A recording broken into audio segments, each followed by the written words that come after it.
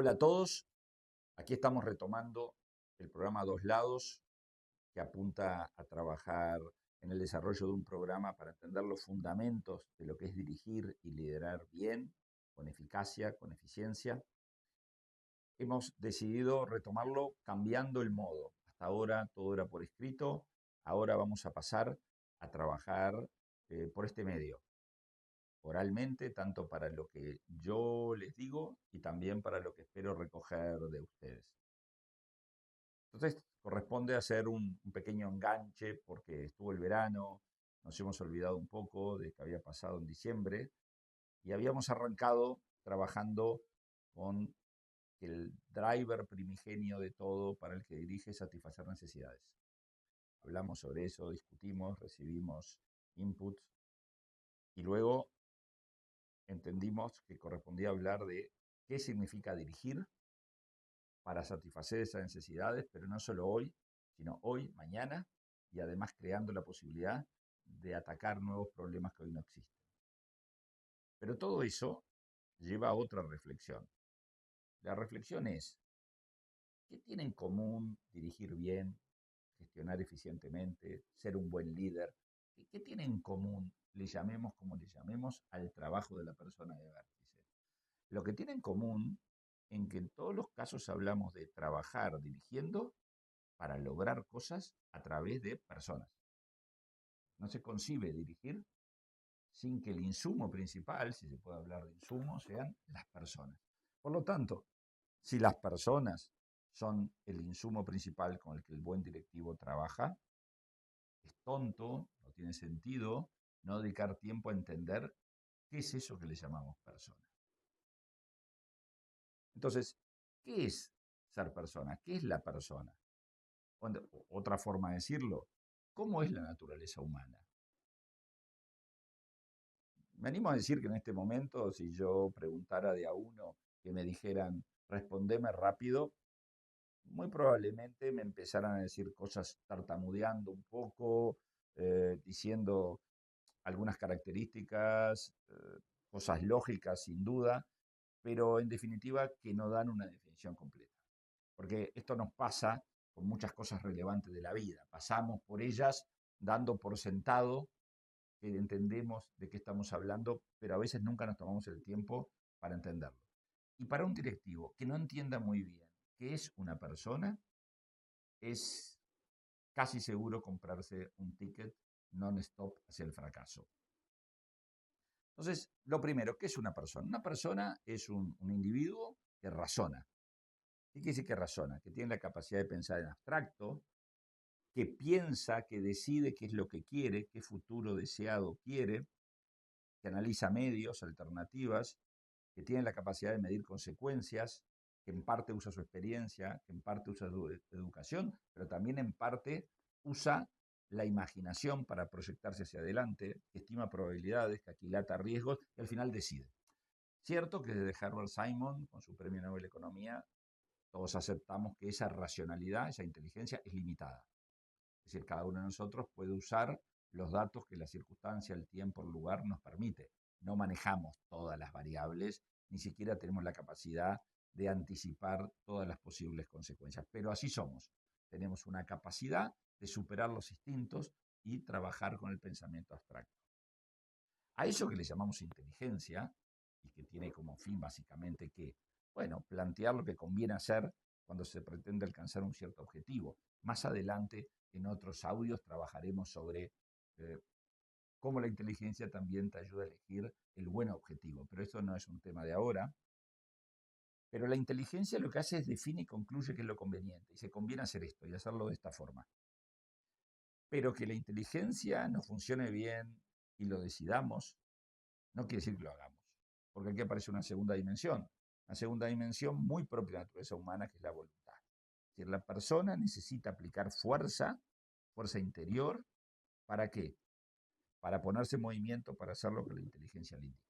Cualquier persona con un poco de experiencia en la vida sabe que muchísimas veces los otros, pero uno mismo, no hacemos lo que hemos razonado que conviene. Y en gran medida aquí aparece la tercera dimensión. ¿Cuál es la tercera? La tercera dimensión tiene que ver con los sentimientos. Junto con la inteligencia y la voluntad, la naturaleza humana conlleva que el ser humano tiene sentimientos.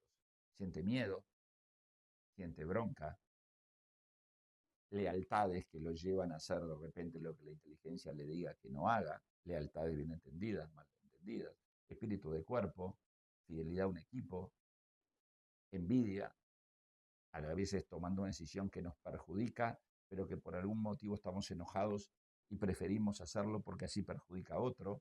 Todas las enormes virtudes y las profundas miserias que el ser humano tiene. Entonces, todo esto, sentimientos,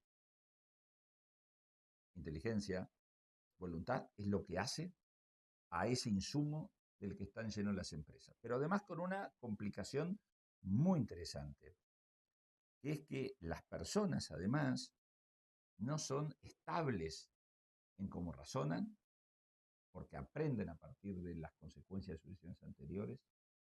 Su voluntad hay momentos que está más fuerte y hay momentos que está más débil, y los sentimientos cambian porque son estados de ánimo.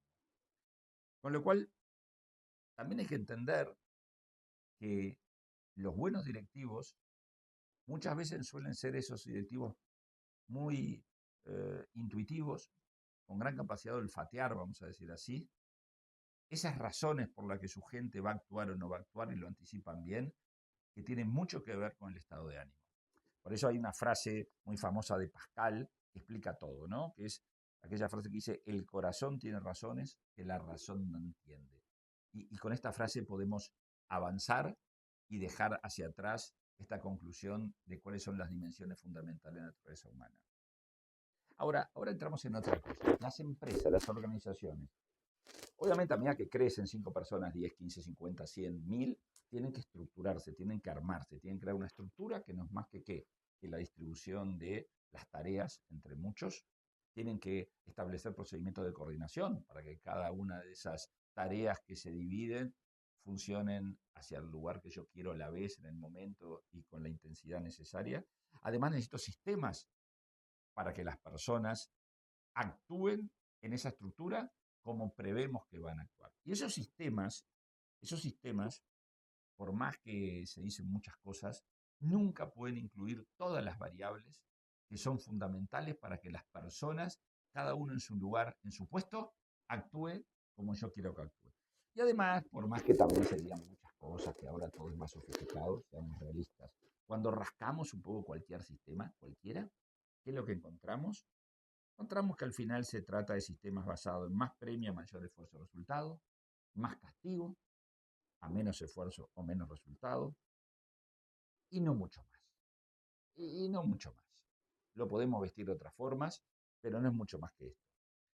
Más aún todavía ahora con el avance tecnológico. El avance tecnológico que me permite.